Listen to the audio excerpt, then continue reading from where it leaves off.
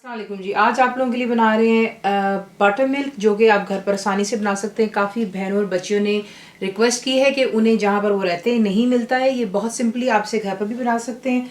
जो चीज़ें आपको चाहिए हैं वो है दूध सादा, जो घर में आपके पास होता है। आप इसमें इस्तेमाल कर सकते हैं लेमन जूस यानी कि नींबू का रस, वो भी इस्तेमाल किया जा सकता है, या फिर वाइट डिस्टिल विनेगर यानी कि सिरका। तो ये दो चीज़ों में से आप एक इस्तेमाल करेंगे, दोनों नहीं। और आपने सिंपली क्या करना है, जो आपका यहाँ पर मिल्क है, मैं इसमें डिस्टिल वाइट विनेगर इस्तेमाल कर रही हूँ यानी कि सिरका।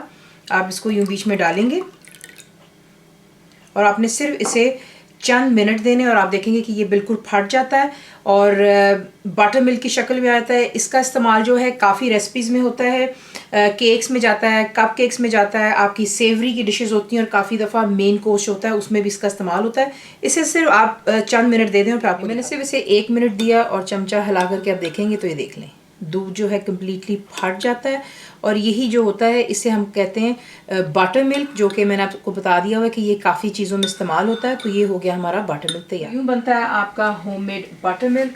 ज़रूर बनाइएगा। फुल रेसिपी के लिए आप जाएंगे मेरी वेबसाइट पे cookWithFaiza.net पर। दुआ में याद रखें। Thank you for watching the video.